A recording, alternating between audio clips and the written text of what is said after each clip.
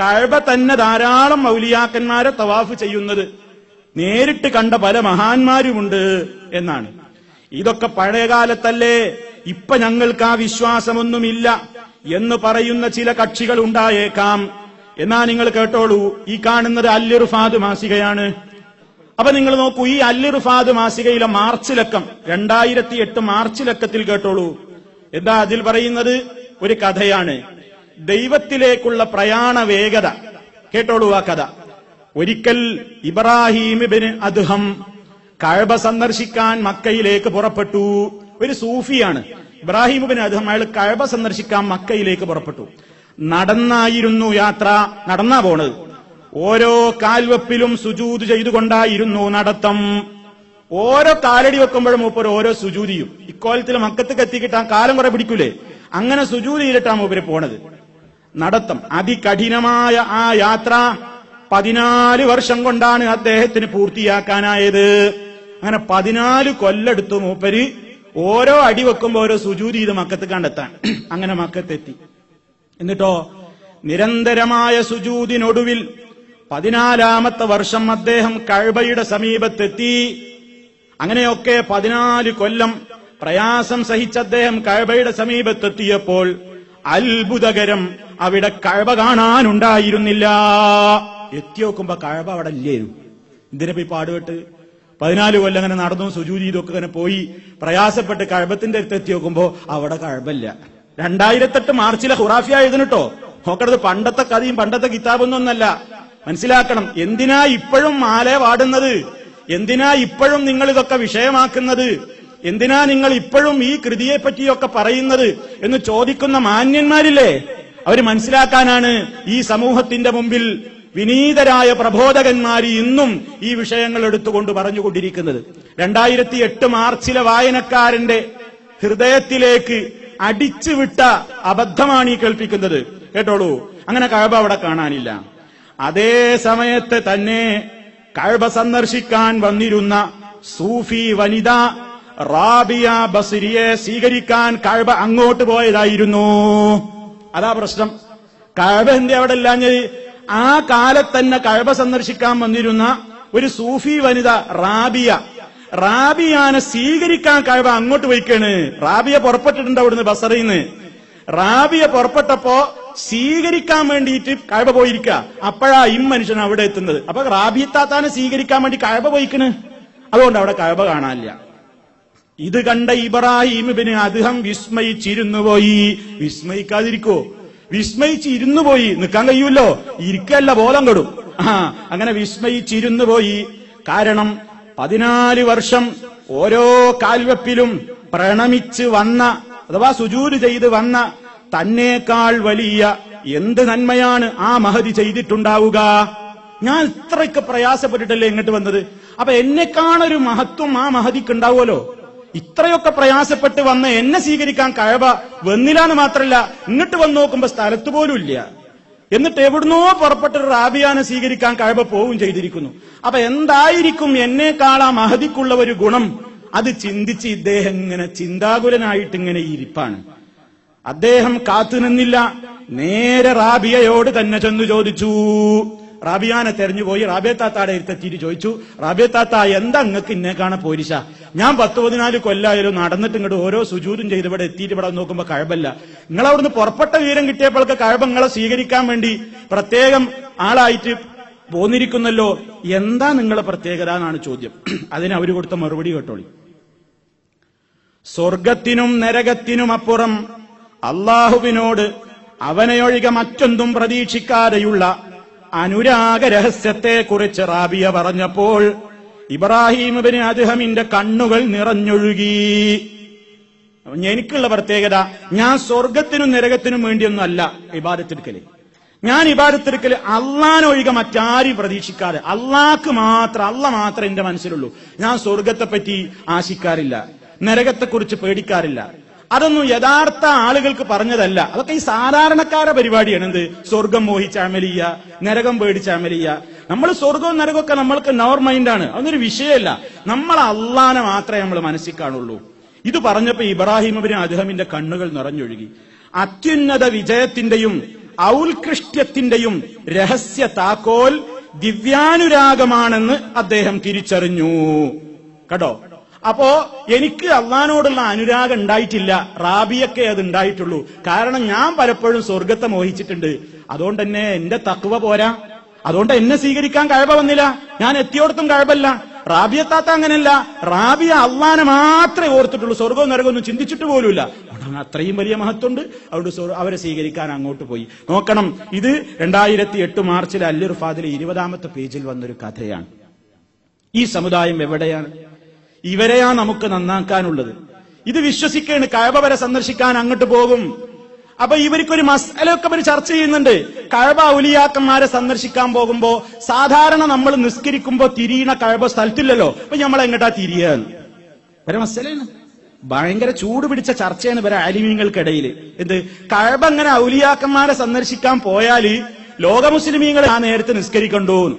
അപ്പൊ അവരവസാനം ഒരു കാര്യം പറഞ്ഞൊരു നന്നായി. എന്താ പറഞ്ഞത്? പണ്ട് തിരിഞ്ഞോടത്തേക്ക് തന്നെ തിരിഞ്ഞാ മതി. അതേതായാലും നന്നായി. അതുകൊണ്ട് മനുഷ്യന്മാരെ നിസ്കാരം വാസലാവൂലല്ലോ. അപ്പൊ എന്നാലും ഇവരുടെ വിശ്വാസം നോക്കി നിങ്ങൾ, കഅബ ആദ്യം നിൽക്കുന്ന സ്ഥാനത്തു നിന്നാണ് പോകും. ഇങ്ങനെ ഇവരൊക്കെ സന്ദർശിക്കാൻ വേണ്ടി പോകും എന്നാണ് ഇവരൊക്കെ അവകാശവാദം. സഹോദര, ഈ നിലക്കുള്ള അന്ധവിശ്വാസങ്ങളാണ് ഈ മാലപ്പാട്ടുകൾ സമൂഹത്തിന്റെ മുമ്പിൽ പറയുന്നത്. ഇതിലൊന്നും അവിശ്വസനീയമായി യാതൊന്നുമില്ല എന്ന് കൃത്യമായി ഈ ഫൈസി ഇത് വിശദീകരിച്ചപ്പോൾ എഴുതിവിടുകയും ചെയ്തിട്ടുണ്ട്. അപ്പോ ഈ നിലക്കുള്ള അന്ധവിശ്വാസം ഈ മാല പ്രചരിപ്പിക്കുന്നു. ഇനി തീർന്നില്ല. ഇനി മുഹീദ്ദീൻ ശൈഖിനെ പറ്റി ഇതിൽ പറയുന്ന അടുത്ത വരി എന്താ? അവരെ താടിയെല്ലാം പല താനത്തായാരെ അങ്ങിനെ എത്തീര സംഗീതം തീർത്തോവര്. അവരെ തടിയെല്ലാം പല താനത്തായാരെ, അവരെ തടി ഒരിടത്തൊന്നുമല്ല, അവരുടെ തടി പല താനത്താണ്. അങ്ങിനെ എത്തീരാ സംഗീതം തീർത്തോവര്. എത്ര ആളുടെ സങ്കടം അവര് തീർത്തത്. മുഹീദ്ദീൻ ശൈഖ് ഒരുപാട് സ്ഥലത്ത് പോയിട്ട് ഒരുപാട് ആൾക്കാരുടെ സങ്കടം തീർത്തിട്ടുണ്ട് എന്നാണ്. കേട്ടോളൂ, വിശദീകരണം നല്ല രസാണ്. ഇതിന്റെ 247ാമത്തെ പേജിൽ നിന്ന് ഞാൻ നിങ്ങളെ വായിച്ച് കേൾപ്പിച്ചു തരാം. എന്താണ് ഈ പറഞ്ഞതിന്റെ ഉദ്ദേശം എന്ന് കേട്ടോളൂ. ഒരാൾ ഒരു അനുഭവം പറയണം, ഒരാൾക്കുണ്ടായ അനുഭവം പറയണം. എന്താ? ബഗ്ദാദിൽ ശൈഖ് അവറുകളുടെ മദ്രസയിലെ മജ്ലിസിൽ കച്ചവടക്കാരനായ മുഹമ്മദുൽ ബഗ്ദാദി വന്നു. ശരിക്കും ശ്രദ്ധിച്ചോളണം. ബഗ്ദാദില് ശൈഖ് അവറുകളുടെ മദ്രസയിലെ മജ്ലിസിൽ കച്ചവടക്കാരനായ മുഹമ്മദുൽ ബഗ്ദാദി വന്നു. പെട്ടെന്ന് അദ്ദേഹത്തിന് ശക്തിയായ വയറുവേദന. ക്ലാസ് കേൾക്കാൻ വന്നതാണ്. മൂപ്പർക്ക് കലശലായ മുട്ട്, വയറിളകാനുള്ള പോലെ. ഇപ്പോൾ ശൈഖ് അവറുകൾ എന്നെ സഹായിക്കണമെന്ന നിലക്ക് അദ്ദേഹം ശൈഖ് അവറുകളിലേക്ക് ദയനീയമായി നോക്കി. ശൈഖിനോട് സഹായം ചോദിച്ചിട്ടും കൂടിയില്ല. മുഹീദ്ദീൻ ശൈഖേ, വല്ലാത്തൊരു ബുദ്ധിമുട്ടിലാണ് ഇപ്പൊ ഞാന്, ആകെ സംഗതി എടങ്ങേറാകാൻ പോവുകയാണ്, വയറ്റിളക്കാണ്, എന്തും സഹിക്ക. ഈ മുട്ട് സഹിക്കാൻ പറ്റൂല്ലോ, ഏത് തട്ടും തടുക്കാനാണ്, ഇത് തടുക്കാൻ പറ്റാത്ത മുട്ടാണ്. അതുകൊണ്ട് ശൈഖ് ജീലാനിയാണ് ഈ ക്ലാസ് എടുത്തുകൊണ്ടിരിക്കുകയാണ് മിമ്പറിൽ ക്ലാസ് എടുത്തുകൊണ്ടിരിക്കുന്ന ജീലാനിയുടെ മുഖത്തേക്ക് സഹായം ചോദിച്ചിട്ടൊന്നുമില്ല, മനസ്സിലിങ്ങനെ ഒന്ന് വിചാരിച്ച് ദയനീയമായൊരു നോട്ടം. നിങ്ങളൊന്ന് കണ്ണ് കണ്ടോക്കി, നിങ്ങൾ ആ മുട്ടിയിട്ടുള്ള ദയനീയ നോട്ടം, ആ നോട്ടാണ് നോക്കി. താമസിച്ചില്ല, ആ നോട്ടം നോക്കിയപ്പോഴേക്ക് താമസിച്ചില്ല. പ്രസംഗിക്കുന്ന മിമ്പറിൽ നിന്ന് ശൈഖ് അവറുകൾ ഒരു പടി താഴെ ഇറങ്ങി. ഇനി ശ്രദ്ധിച്ചോളണേ, ശൈഖ് 3 പടിയുള്ള മിമ്പറിലാണ്, ഒരു പടി ശൈഖിന് താഴത്തേക്ക് ഇറങ്ങി. അത്ഭുതമെന്ന് പറയട്ടെ, ശൈഖിന് പിന്നിലെ മേലെ പടിയിൽ ഒരു മനുഷ്യന്റെ തല പ്രത്യക്ഷപ്പെട്ടിരിക്കുന്നു. ശൈഖ് ഒരടിയുണ്ട് ഇറങ്ങിയപ്പോ ശൈഖിന്റെ മുമ്പ് നിന്നിരുന്ന തലയുടെ ഭാഗത്ത് ഒരു തല മാത്രം അങ്ങനെ കണ്ടു. ശൈഖ് അവറുകൾ 2ാം പടിയും ഇറങ്ങി, 2ാമത്തെ പടി ഇറങ്ങി, 3ാം പടിയിലെത്തി. അപ്പോൾ ആ മനുഷ്യന്റെ 2 ചുമലും നെഞ്ചും പ്രത്യക്ഷപ്പെട്ടു. മുമ്പ് ശൈഖ് നിന്നിരുന്നോടത്ത് ആ നെഞ്ചും തലയിൽ ഉണ്ടായിരുന്നിടത്ത് അവിടെ നെഞ്ചും തലയിൽ വന്നു. ആദ്യം ഒരു തല, പിന്നെ അതിനൊരു നെഞ്ചും ഒരു പള്ളയും, അതൊക്കെ കൂടി വന്നു. ശൈഖ് അവറുകൾ ഓരോ പടിയും ഇറങ്ങും തോറും തന്റെ മിമ്പറിൽ തന്നെ പോലെയുള്ള ഒരു മനുഷ്യരൂപം പൂർണ്ണമായി കൊണ്ടിരുന്നു. ശൈഖ് മിമ്പറിൽ നിന്ന് ഇറങ്ങും തോറും ഏത് അവയവാണ് ശൈഖിന്റെ ഭൂമിയിലേക്ക് ഇങ്ങനെ എത്തുന്നത്, അപ്പോഴേക്ക് അതിന് ബദലൊന്നവിടെ മിമ്പറിൽ വേറെ. എന്താ രസം നോക്കണേ, ഇവരെ ഔലിയാക്കന്മാരെ കഥയാണ്. അങ്ങനെ കൃത്യമായിട്ട് മിമ്പർ പൂർണ്ണമായി കൊണ്ടിരുന്നു. അതേ രൂപം, അതേ ശബ്ദം. ഈ മിമ്പറിൽ വന്ന പുതിയ ആളുണ്ടല്ലോ, ജീലാനി തന്നെ, അതേ രൂപം, അതേ ശബ്ദം. അദ്ദേഹവും മുഹമ്മദുൽ ബഗ്ദാദി അടക്കമുള്ള ആളുകളല്ലാതെ ഇത് കാണുന്നില്ല.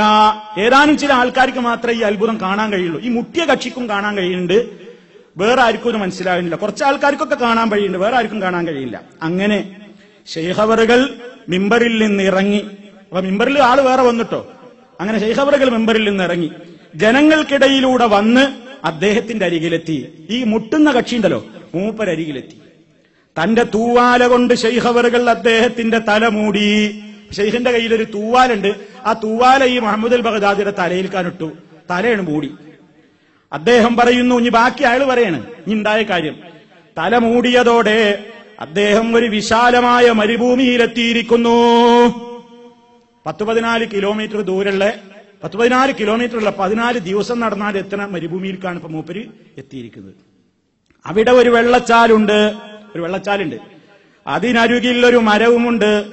ആ മരത്തിൽ അദ്ദേഹം തന്റെ താക്കോലുകൾ വെച്ചു. ഇതൊക്കെ കഥ ആദ്യം പറഞ്ഞുകൊണ്ടിരാ. ഈ താക്കോലിന്റെ ഒക്കെ കാര്യം വേറെ വരാൻ പോകുന്നുണ്ട്, നമുക്ക് മനസ്സിലെച്ചോളി. താക്കോലയിമ വെച്ചു. എന്നിട്ട് അദ്ദേഹം നന്നായി ഒന്ന് മറക്കിരുന്നു. സുഖമായി ശോധന ലഭിച്ചു.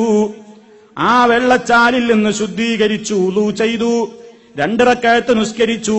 സലാം വീട്ടിയപ്പോൾ ശൈഖ് അവറുകൾ തന്റെ തൂവാല അദ്ദേഹത്തിന്റെ തലയിൽ നിന്നെടുത്തു. ഒക്കെ പള്ളി കുത്തിണ്ടായി പരിപാടി, പക്ഷെ വേറെ എവിടെയാണ്.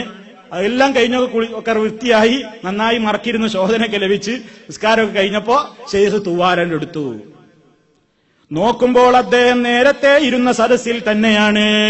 പിന്നെ മൂപ്പര് മരുഭൂമിയിലൊന്നുമല്ല, അവിടെ തന്നെയാണ്. അദ്ദേഹത്തിന്റെ അംഗങ്ങളെല്ലാം നനഞ്ഞിരിക്കുന്നു. വെള്ളെടുത്ത് കഴുകിയ അടയാളമൊക്കെ അവിടെ തന്നെ ഉണ്ട്, എല്ലാം നനഞ്ഞിട്ടുണ്ട്. വയറിന് യാതൊരു അനക്കവും ഇല്ലതാനും. പണ്ട് ഭയങ്കര അനക്കുണ്ടായിരുന്നു, ഒക്കെ പോയിപ്പോ. ശൈഖ് അവറുകൾ അതാ തന്റെ കസേരയിൽ നോക്കുമ്പോ അതാ ശൈഖ് കസേരയിൽ തന്നെ ഉണ്ട്, ഇമ്പർമ തന്നെ ഉണ്ട്. അദ്ദേഹം നിശബ്ദനായി, ആരോടും ഒന്നും പറഞ്ഞില്ല. പക്ഷേ തന്റെ താക്കോൽ കൂട്ടം കാണാനില്ല. താക്കോലുണ്ടല്ലോ, അതവിടെ വെച്ചിക്കണ്. മുപ്പരഹിന്റെ അടിയിൽ ഈ സുഖമായിട്ട് ശോധന എത്തിയപ്പോ സുഖം കൊണ്ട് അതറിഞ്ഞില്ല, അതവിടെ തന്നെ വെച്ച് പോകുന്നതാ. പിന്നീട് കുറച്ച് നാളുകൾക്ക് ശേഷം അദ്ദേഹം കച്ചവടാവശ്യാർത്ഥം ഒരു ഒട്ടക സംഘം തയ്യാറാക്കി. ഇയാൾ ബിസിനസ്സുകാരനാണ്. പിന്നെ കുറെ കാലം കഴിഞ്ഞിട്ട് ഇയാൾ കച്ചവടാർത്ഥം ഒരു ഒട്ടക സംഘം തയ്യാറാക്കി. അങ്ങനെ അദ്ദേഹവും സംഘവും ബഗ്ദാദിൽ നിന്ന് 14 ദിവസം യാത്ര ചെയ്ത് ഒരു സ്ഥലത്ത് വിശ്രമിക്കാൻ ഇറങ്ങി. ബഗ്ദാദിൽ നിന്ന് 14 ദിവസം യാത്ര ചെയ്തിട്ട് ഇയാൾ പിന്നൊരിക്കൽ കച്ചവട സംഘത്തെയും കൊണ്ട് ഒരു സ്ഥലത്ത് വിശ്രമിക്കാൻ ഇറങ്ങുകയാണ്. അവിടെ ഒരു വെള്ളച്ചാലുണ്ട്. തുടർന്ന് ശോധനക്കായി അദ്ദേഹം കുറച്ചൊന്ന് അപ്പുറത്തേക്ക് നീങ്ങി. മൂപ്പർക്ക് ഈ വെള്ളച്ചാല് ഉണ്ടായി ശോധനയുടെ ഒരു ആവശ്യമുള്ള ആളാ. അപ്പൊ അവിടെ മൂപ്പരെ പോയി. ആ സ്ഥലം കണ്ടപ്പോൾ അദ്ദേഹം ഇങ്ങനെ മനസ്സിൽ പറഞ്ഞു. ആ സ്ഥലം കണ്ടപ്പോൾ മൂപ്പർക്ക് പണ്ടത്തെ ഓർമ്മ വന്നു. ഈ സ്ഥലവും നേരത്തെ ശൈഖിന്റെ മജ്‌ലിസിൽ നിന്ന് പോയ സ്ഥലവും തമ്മിൽ വലിയ സാമ്യതയുണ്ടല്ലോ. അതേ മരുഭൂമി, അതേ വെള്ളച്ചാല് പോലെ തന്നെ. അദ്ദേഹം കൂടുതൽ പരിശോധിച്ചപ്പോഴാണ് വ്യക്തമാകുന്നത് ആ സ്ഥലം തന്നെയാണ് ഇതെന്ന്. അവിടെ അദ്ദേഹം ശോധനക്കിരുന്ന സ്ഥലവും ശോധന ലഭിച്ച് പുറത്തു വന്ന സ്ഥലവും ശുദ്ധി ചെയ്ത സ്ഥലവും നിസ്കരിച്ച സ്ഥലവും വ്യക്തമായി തിരിച്ചറിഞ്ഞു. ഒക്കെ മൂപ്പർക്ക് മനസ്സിലായി, ധ്യാനായി ഇരുന്ന സ്ഥലം തന്നെ ഉറപ്പു വന്നു മൂപ്പർക്ക്. അതൊന്നും അദ്ദേഹത്തിന് നിഷേധിക്കാനായില്ല. മാത്രമല്ല, നേരത്തെ താക്കോൽ തൂക്കിയ മരവും അദ്ദേഹം കണ്ടു. നോക്കുമ്പോൾ തന്റെ താക്കോൽ അതിന്മേലുണ്ട്. അതിനാ പണ്ടൊരു താക്കോൽ പറഞ്ഞു വെച്ച് കേട്ടോ. അപ്പൊ ഇയാള് ഇതൊരു സ്വപ്നത്തിൽ പോയതാണ് ആരും ധരിക്കണ്ടെന്ന് മനസ്സിലാക്കാനാ എന്ത് പറഞ്ഞത്. സ്വപ്നത്തിൽ പോയ താക്കോൽ അവിടെ പെടുവോ? അപ്പൊ താക്കോൽ അവിടെ വെച്ചു. താക്കോല് പിന്നെയാ കിട്ടുന്നത്. ഇനിയും കേട്ടോളൂ. ഉടനെ അതെടുത്തു. പിന്നീട് അദ്ദേഹം ബഗ്ദാദിലെത്തി. ശൈഖിനരികെ വന്ന് വിവരം പറയാൻ ശ്രമിച്ചപ്പോൾ ശൈഖ് അവറുകൾ പറഞ്ഞു, വിവരം പറയാൻ ശ്രമിച്ചിട്ടുള്ള മൊയ്തീൻ അപ്പോഴേക്ക് ശൈഖ് അവറുകൾ പറഞ്ഞു, ബഗ്ദാദി, നിങ്ങൾ ഇക്കാര്യം ഞാൻ ജീവിച്ചിരിക്കുമ്പോൾ ആരോടും പറയരുത്. പിന്നീട് മരണം വരെ അദ്ദേഹം ശൈഖ് അവറുകളുടെ പരിചാരകനായി ജീവിച്ചു. ഇത് ഏത് പാളക്കിതാബിലാ വന്നത്? ബഹ്ജ. മൊയ്തീമാല ഉണ്ടാക്കിയതെന്തെന്നാ? അവർ സ്വന്നെ ബൈത്തിന്നും ബഹ്ജ കിതാബിന്നും അങ്ങനെ തക്മില തന്നിന്നും കണ്ടോവർ. ബഹ്ജയിന്നും തക്മിലയിന്നും ആ മൊയ്തീമാല ഉണ്ടാക്കിയത്. ആ ബഹ്ജയിലുള്ള കഥയാണ് ഇപ്പൊ ഈ പറഞ്ഞത്. പിന്നെ നല്ല കൃത്യമായ തെളിവുണ്ട് എന്ന് മനസ്സിലായല്ലോ. ഇനി കേട്ടോളൂ ഇയാളെ വകയുള്ള വിശദീകരണം. ശൈഖവറുകൾ മിമ്പറിൽ നിന്ന് ഇറങ്ങി വരുമ്പോഴും വന്ന് തന്റെ അരികിലെത്തിയപ്പോഴും പിന്നീട് ബഗ്ദാദിൽ നിന്ന് 14 ദിവസത്തെ ദൂരമുള്ള മരുഭൂമിയിൽ ചെന്ന് മേൽപ്പറഞ്ഞ കാര്യങ്ങളെല്ലാം നിർവഹിച്ച് മജ്ലിസിൽ തിരിച്ചു വന്നപ്പോഴും ശൈഖവറുകൾ മിമ്പറിൽ പ്രസംഗിക്കുകയാണ്. അപ്പോഴൊക്കെ ആള് മിമ്പറിലുണ്ട്. ഒരേ സമയത്ത് തന്നെ ശൈഖവറുകൾ തന്റെ കൂടെയും മിമ്പറിലും പ്രത്യക്ഷപ്പെട്ടു എന്നർത്ഥം. ശൈഖ് മിമ്പറിൽ നിന്ന് ഇറങ്ങിയപ്പോൾ വേറെ ഒരാൾ മിമ്പറിൽ കയറി പ്രസംഗിച്ചതാണ് എന്ന് ഇവിടെ പറയുകയ വയ്യ. അതേസമയം രൂപവും ഭാവവും സംസാരവുമെല്ലാം ശൈഖിന്റേതായിരുന്നു താനും. ശൈഖ് മിമ്പറിൽ നിന്ന് ഇറങ്ങുന്നതോടെ മറ്റൊരാൾ മിമ്പറിൽ കയറുന്നതോ ശൈഖ് തിരിച്ചു വരുമ്പോൾ അദ്ദേഹം ഇറങ്ങിപ്പോകുന്നതോ ആരും കണ്ടിട്ടുമില്ല. ചുരുക്കത്തിൽ മിമ്പറിൽ നിന്ന് ഇറങ്ങി വന്ന് തന്നെ മരുഭൂമി തുടർന്ന് മജ്ലിസിലേക്കും നയിച്ച ശൈഖവറുകൾ ഒരേ സമയത്ത് ഒന്നിലധികം സ്ഥലത്ത് പ്രവർത്തിച്ചു എന്ന് തന്നെയാണ് അബുൽ മആലി ബഗ്ദാദി അവകാശപ്പെടുന്നത്. ഈ അവകാശവാദം തള്ളിക്കളയാൻ നമുക്ക് കഴിയുന്നതുമല്ല. നമ്മൾ തള്ളാൻ പാടില്ല എന്നാണ് ഇയാൾ പറയുന്നത്. ഒരിക്കലും തള്ളിപ്പോകരുത്, അതൊക്കെ തെറ്റാവും. ഇനി ഈ സംഭവം മജ്ലിസിലായിരിക്കുമ്പോൾ ഉറക്കത്തിലുണ്ടായതാകാമെന്ന് വെക്കാൻ പോലും വയ്യ. സ്വപ്നം കണ്ടതാന്ന് ആരും വിചാരിച്ചു പോകരുത്. അപ്പൊ വിശ്വാസം പഴിച്ചു പോവില്ലേ, നന്നായി പോവില്ലേ? സ്വപ്നത്തിൽ ഇപ്പൊ അങ്ങനെ പലതും ഉണ്ടാവുമല്ലോ. അതുകൊണ്ട് വായനക്കാരോട് പറയാണ്, ഇത് ഉറക്കത്തിലുണ്ടായതാണെന്നും ആരും തെറ്റിദ്ധരിക്കരുതേ. കാരണം എന്താ പറയുന്നത് കേട്ടോളൂ. കാരണം കച്ചവട സംഘവുമായി പിന്നീട് യാത്ര ചെയ്തപ്പോൾ താക്കോൽ കൂട്ടം നേരത്തെ വെച്ച മരത്തിൽ നിന്ന്